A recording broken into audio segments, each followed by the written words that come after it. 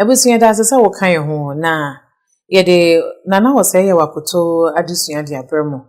ama yesua ne mapi efi ho na afi na yeduru nana kwakudua eso sante hino toso enwotwe enti bombode aso be kai ho ne yemfa na adesua no fa mesomo ne ehu de oye ewo na hene mu na edwuma enne yetena sese de a na say ye Charles Apia shipping ena won aso yasene de se opese wo send ne yema free amonone na ade baka na memu ho de a eze se ebo ne wo fom na betimi de ho atoso a ye Charles Apia shipping ena me kan for de amawo ye na ye ho ma ne yema genu atena se esansa de so ndi we ni genu na ahya se na me na asoso ene ye di ba ko wi e ba se ya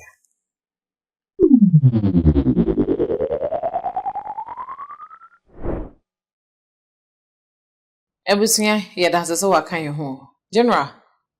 adesua na ye to so na enno yenhwe nana kwakudua se de digande to ahwefo animu nana asante hina otoso enkono se me so oni asante na otoso nkono na odi ade free 25th August 1834 akofim 27th April okay 1867 odi ade kakra na ko odi ade finsi aduasa me 33 years odi ade che kakra kama ade che kakra kama okay nti ahemfo di ade nyina abepem ono ne breso no ono ne cheye okay enyanza ono obai no bato se kumase ne dwabenkon no esi awia ma dwabenko kumase ne dwaben anhyeta anko ekoye se na dwabenfo suro se kumase ba beto aso so na okope dwanko bia ewa achembu akwa no nkotena ho no nti obai no na de hia ne pa ba ko ne se obesama dwaben asaba nti obai osase tu anamo ema na osman asomafo momo ne dwaben ko dinkita ho so no mo dinkita ho a ma afi bibia ko wi se nanka e wo se dwaben eba asantemamu bi 1839 omba beba num ho no ena dwaben hene da sebre kwasi buaten ekọ ne krech ena ne nua kofi buaten we di ade onso betena aso no ena edu wotwe achi 80 days no so ekọ ne krech nti e ba asa no dwaben hema ena san ejina mu se dwaben hene ane fe na amasewa na odi omoni edom ba asantemamu oba na nye onyina ne ba kakra etika ho na oba no enam akukudro de ye se adwaben hene san adwaben hene ma nti no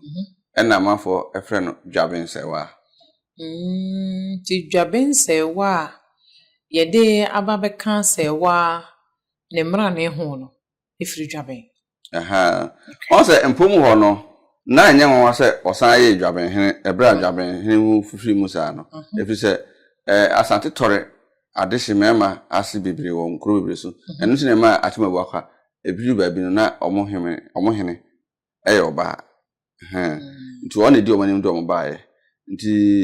enhye kakra ba oba no ne asante ne enhye kakra na yetimi ka ho asem enkanka ne bantama hene ne hokodi sansensem ni no enu achi no asante hene we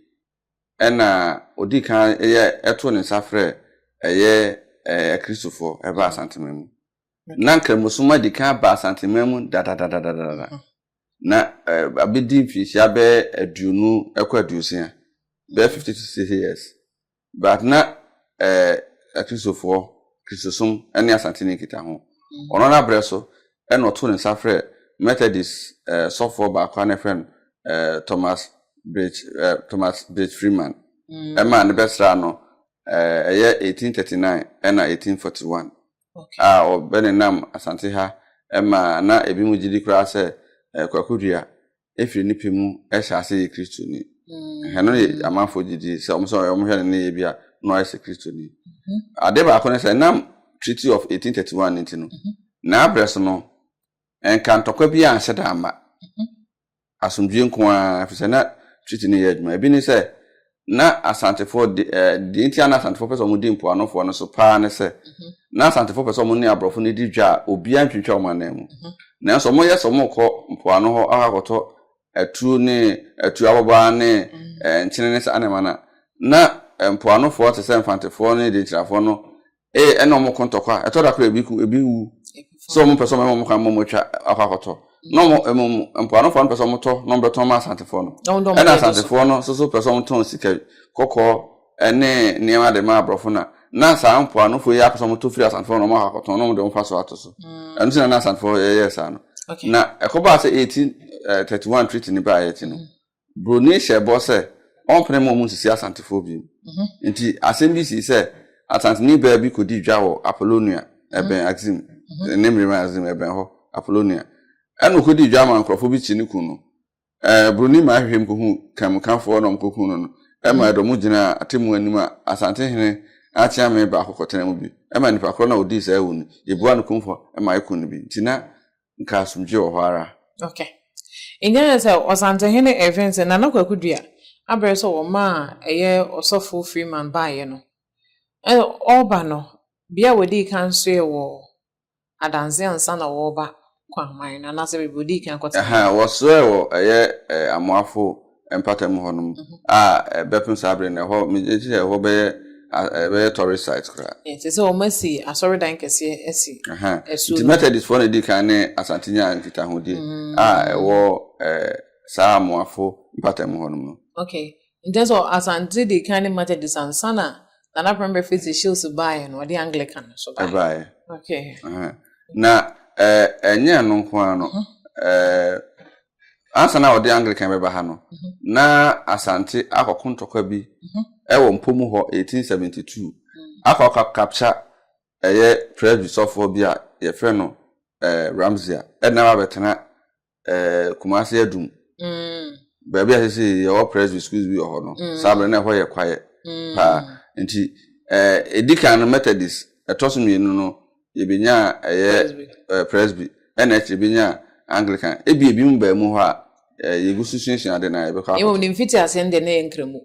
mfiti ase no de na enkremu nti ansa na presby be ba ha no na enkremu adi be se mfiti ya wo ha yo timbacho yenhwe no wode sofo Freeman baaye no edi ebio na na abreso no wo ye sanse otena konya so che de obaya odi kan ye kra na wo senka me di kan boso ne se ono na wo mu obre kakra usa no obre kakra na ne maame enua ne ose kwa me de taka kwa me panyin no na ebra wo no mu ho no na asante enam se ose kwa me ne kwadu ya doma ya prepare bi na wo ntem na asomdwe ni ho tin maame ja ne ho ekot ene eye ne wofa ose kwa me ya asante ekot na adwaben nana ne maame wa adamfo bia no to awo nti ono ene de ne kan ne ba no so awo no sabre no ne ba be mo awo no de ne kan ho no mo no fo bo mu onyini ye no enoko ye ne maame ho dwaben etiri ya sensem ekoso ye osekwa am na yin tem na ntin omo san fri dwaben ba ha no enoko tena atwema ba bi nkwanta na so e ma ko ye dikro e wo krom ho emu ho no na ye abakoma hene ebe to ho ewa adum ena obedi abakoma hene wa adum to di abakoma hene na mu no ena asante hene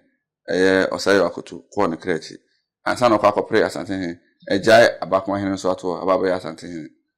to ba ya asante hene no hu ni se wa bre kakra kama nti wo ye se emwa maame bi de bo ano no o ma ne bi fisa abema na yetete o mbo mu no ono ne osai brentu nti ofa ne mamema enwotwe a wawo mu no ebo ma no ena oye se eye osebrentu no enye mawre hene kese oni ne ba nanim no mo nye ne personal bodyguard mo wen no ena na de mawre ebae akonya ne baaye no ase nam ne maame no fo a wono moye no maame ba ko no sese be friend ne maame anesa ne maame anza no fo nde ono ma maame ano sese nese ne maame ba e ka ne ho no ena obo sa akonya ne maame oni ni nanom no fo kro no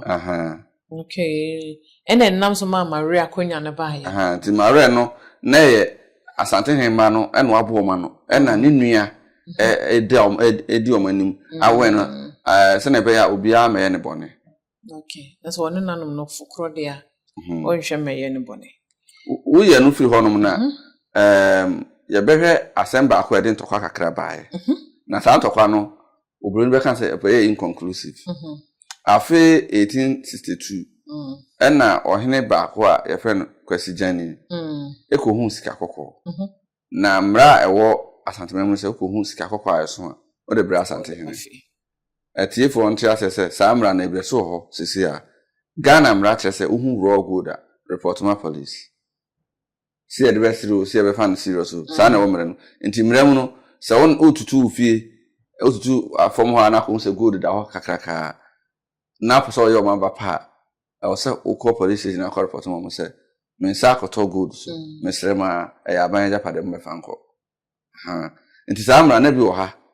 e no koto so no na o se nko de ko kire ni wura na o kire asoma no mpempi na o de ko kire santene na o mo nyen to ho na e mo e kire asoma na se de masa bo ne de bedede koye na se akọ se free sa abre ne ko no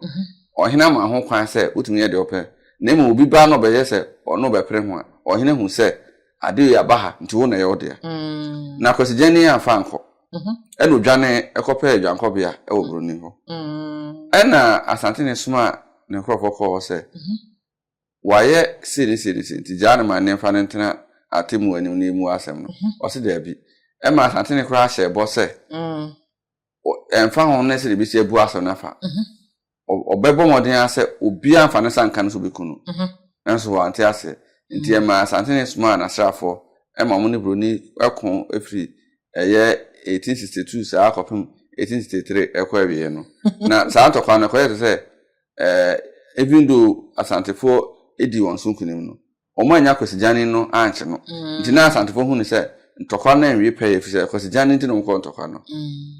na raba ye enema na ebeka ho bia ma sagrati ntokwa na ba sagrati ntokwa no nema be se num na de bae sa antokwa na nkwa wie ne beka ho bi ena uye no firi ho a asante hu se na abrofo no sa antokwa ne to mutwintwan eye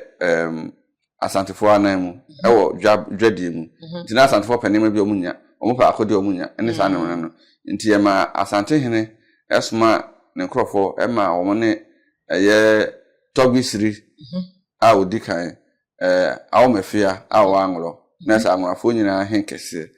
e ma ono ne koye apam se efiri sabre ne kono ombe ya adamfo na sa adamfo ni nti no echichiri kumase esebro no ewo angloga ene echichi angloga eso okumase mi akasa matu anamo akọ angloga enti mi akohu eho no ena ye nyina so nim angloga e okumase na ayonkofa no we den ebra asante na obedi ho no beba no ama ebihu se de besi abo mo ti efiri abra ne ko na asantefo eso timi de sika kokọ ne niam bi ompeso moton no ema anwura na anwura so ato akode ne niam abre asante abno. Okay, enjena ye say eye na nakwakudu abre so no na ze se na omo ekọ eye empoano anu omo ha wo mu ne ntino eno ho ne nam so a wode kofa anwurafo aye togosiri adamfo ase de be ya de nyina so mo nyina so wo empoano endi se ahafo mo aye de a ahanum meda ne yenua na bibi ye no omunye na de obo oma sa ankofa na adwuma no eye baabi a sante hene ekotena aye akwamu nti akwamu ahemfo akwamu hene na ahemfo na di animu na ebe kan some establish diplomatic relations between Anglo and Asante nti ekoye se Asante ko Anglo na motumi etena akwamu kakra joma home no makwa Anglo muguru Anglo so a no madromu fie no matena ho nti na ebenya Anglo akotoko no na Anglo afofo so person mo ba Asante mo so duro akwamu betumi ajoma home no mato so ba Asante na de amwa ya yonkofa pa ne se na emutwe na ufri akwamu kwa Anglo so agi so kofa ton so ye before different one kakra and san akwa Anglo. Oh, okay. Enya se na abreso nde na niema hodo wo hyehye ne nyina no na eguna kwemu anesa na obedi ade mfie sei odi ade free 25th August 1834 ekopim 27th April 1867 na se odi ade mfie aduasam bienu ene be abosomen so ekonwotwe visa. Okay. Intina just I no na I na bre so de I wan ko efie ntoko bia. Wuyi a friend say ntoka kakra ba nam kwesi jani subani tia enka wa sada nkokun bia. Okay. Na onna ne papa ne hwan ya? Ne papa Debi ya nsere nsia ne papa. Okay, uno we yafi. Nana asante na ne din foforo a yetade frɛ ne Agema Pambo. Nti ne din ankasa de Kwakudua, nanso na din a ayesa na hotedin Agema Pambo. Adi ntia no mo friend sa. Ebia kwan a ofa so nyine ya ne ahokyere a ofa mu kakra no ewo ne krabre mu nsintia. Nti obehwe ada bia omebo ne din bi omo kan Kwakudua ne Agema Pambo bia ka ho. Nke na ebia be friend say nickname. Nti na ne din a yetade frɛ ne Agema Pambo. Na on say yesua osebo to me kan say ono ne bre so na asante adu nanim nyamu. Nti behwe a osɛ ya kotobae no na etwa pra no de ye hye. Kwakudua abre so no ya nhwere asase bia ne mo efiri okɔ no. Omo mbeba bi na ade no. Ne ma be sisi ne ntino. Ma asante nye se de TV. Okay. India say efiri asante abose yop me so say tu a wodi kan so. Eba be si Nana Kwakudua abre so ne de. Na asante ejina na so a sebi na bibia mba mesanka mu ani egusu gina se de si gina. Na ejina ne na so na ono asante Kwakudua abre so na no na asante huhunti empoanofo no ene broni koya apama omodom ho hye broni ase 6 March 1844 a friend bond of 1844 6 March 1844 Just now otweda mpo Nyankopon ya ma March e wo mne de to so nsia ene se na enya mfie sei na enya mfinhia ahenu ne eche menyini se bedru ahenu efise na enya mfinhia oha ene aduotwe mienu oha ne aduotwe mienu okay na saa pam no asantefo ho hinti obi obehwe history book mu bia asantefo ho hinti a nti ana mete se ye ka moja ihwegu ye edeje Ghana to ho no ma travel bia ni Ghana ha ono ne bro ni gina kontokwa asante nko a na asante ho hinti eno mo ye saa de no okay Intina ke sa ono na beso mo ko san na se da ya ne yensa mo bosu bio ni enhwe omo mo ko san bon na ye hwan ne hwan mo na ye mpoanofo no ana se enkranfo denchira on se ye kan mpoanofo na eya na enye aponano ho pese de broni tu ne din Gold Coast no na kan se broni tu ne din Gold Coast na nembre mu Western region Western North Central region Greater Accra and Eastern region omo na from mpoanofo no na po ne ben omo enenso na enye omo nyina se de nkyira se no ka ho nenso na po ne men no nso mo kosan bi asema bo ka mo nyina kosan bi nenso na po ne men omo nti omo na from Gold Coast no okay inyaso mo nyina ne kosan bi enye se eyi bi firi mu ni nyina na ya asantintia okay na yede Nana Kwakudua adusua ne ba na wieye no ede ne wo se ye hye no nso pa ewo na hene mu no entokwa bi ensi efire na broni mamra na yadwuma nanso asante hu enema wona donkonko hye eye abrofo ase enu nti de be friend independence no eduru ba bi na abrofo na abre homo na omja ho ene keka sase ne bomu ede ye Ghana na ya meti mbre bi se krofo yom se Gold Coast enya fa ne be Ghana no enu so ya simpia enshara anya no kore Gold Coast ka ho bi na ekekere Ghana nanso nye Gold Coast na ye Ghana yetumi ka sa Asante region na ye Ghana it is your regions be kan ho na ye Ghana Gold Coast is just one of the 4 na be kan bo mu a be ye Ghana that's it enzo so ye that's fa na adesua no hanom na ye di esie enu nti ye be sa atwaso bio general nyame nsha ebuso ne aha ne ye di Nana Kwakudua adesua no ye di esie yesua sa na abreso no ne ma me ewo no ofiri mu no nofo a wokono mo ye na enam sana se ma me asebi wode na obo ne nofo de to ho ma no enam no so na enya eye mare hene ena afetu so na abreso ene enya anwona kotoko enso bɛka asante ho na n'abrɛ so ɛna Methodist asɔre no anaasɛ asafo no nso ɛba Asantema mu yɛnkan sɛ na nkrɛmu deɛ na ɛwɔ Asantema mu dada na wɔne asante te bɛyɛ mfie ɔha ansa na ɛyɛ Kristosom no nso ɛba ɛno nti ha na yɛde adesua no ɛsi kan sɛ wopɛ paint papapa atɔ deɛ a ɛyɛ Charles Apia 294 Enterprise ɛna ɔwɔ Kumase ha no ma wokɔ ne nkyɛn wobɛnya paint papa na watɔ yɛ wopɛ paint a wopɛnti a wonhia sɛ ɛyɛ yie fia no ade sapato so deɛ ɛyɛ hɔ ɛna afei nso sɛ wowɔ nneɛma a wode fira mmɔnane aba a wɔte so de ama wo sika a wobɛtua no ɛyɛ 60% pɛ ɛna wobɛtua na nneɛma no nso sɛdeɛ yɛtie biara no wɔde baa bɛduru de ama w'asomdwe mu a ɛhaw biara ɛne akyi nti ɔmo numbers na ɛna egu aseɛ no ɔmmɔden asɛ ɔbɛfa no wɔfrɛ wo medin ɛde Maame Fozia daa kae ho yɛmfa adesua no foforɔ no ɛmfa no so m'ani gye no atena ase a sɛ yɛ a ne ɛyɛ no na meyɛ ade bɛhyia makra